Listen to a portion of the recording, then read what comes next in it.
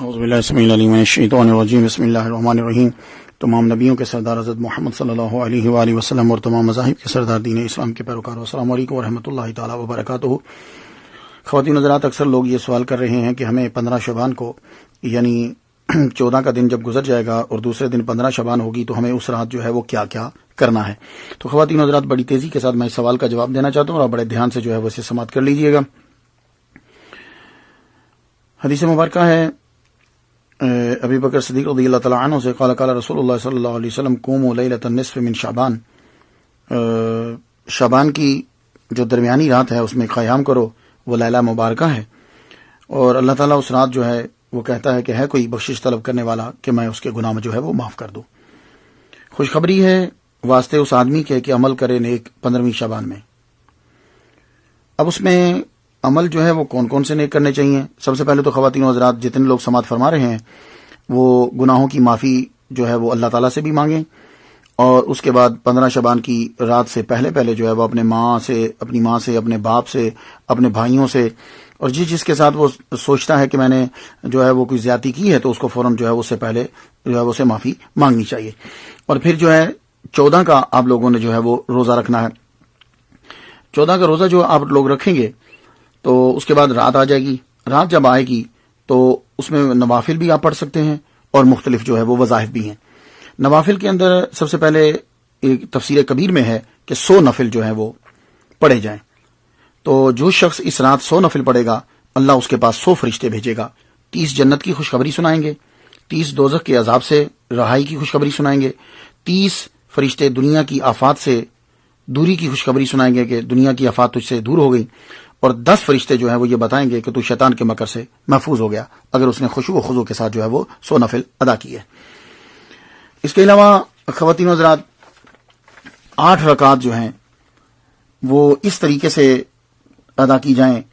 مغرب کی نماز کے بعد 14 جب ہوگی تو آگے صبح 15 تاریخ ہوگی، یعنی چاند کی بات کر رہا ہوں، تو مغرب کی نماز کے بعد 8 رکعت نماز نفل، ہر رکعت میں سورۃ فاتحہ ایک بار اور سورہ اخلاص جو ہے وہ 5 بار، اللہ تعالیٰ جو ہے وہ تمہیں گناہوں سے پاک کر دے گا۔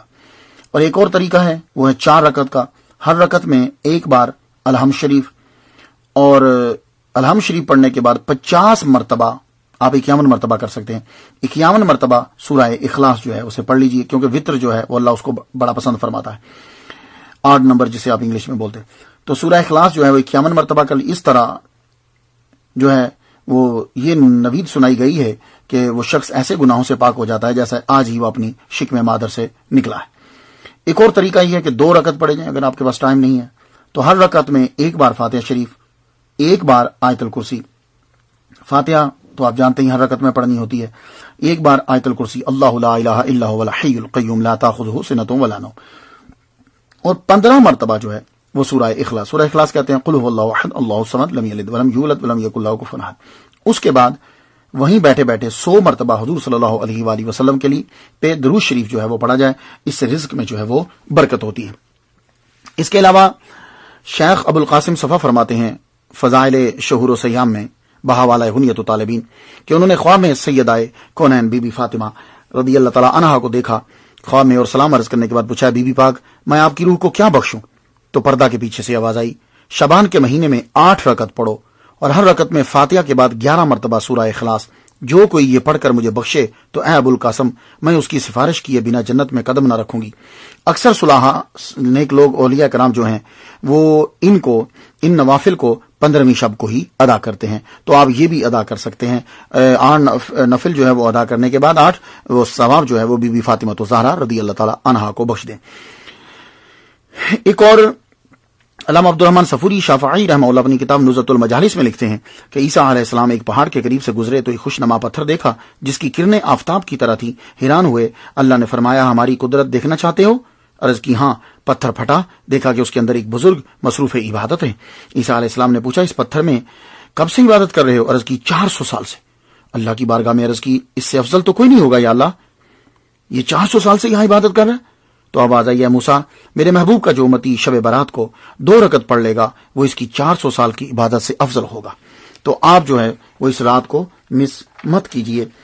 اس کے علاوہ وظائف بھی اس میں ہو سکتے ہیں، وہ یہ ہے کہ شعبان کی 15 تاریخ جو ہے یعنی دن 14 اور اگلے دن 15 ہوگی. اس کی بیچ کی رات جو ہے اس میں سورہ دخان 7 مرتبہ پڑھنا جو ہے وہ بہت افضل ہے. اللہ تعالیٰ اس کی 70 حاجات پوری فرماتا ہے دنیا کی، اور 70 حاجات جو ہے وہ عقبہ کی پوری کرتا ہے.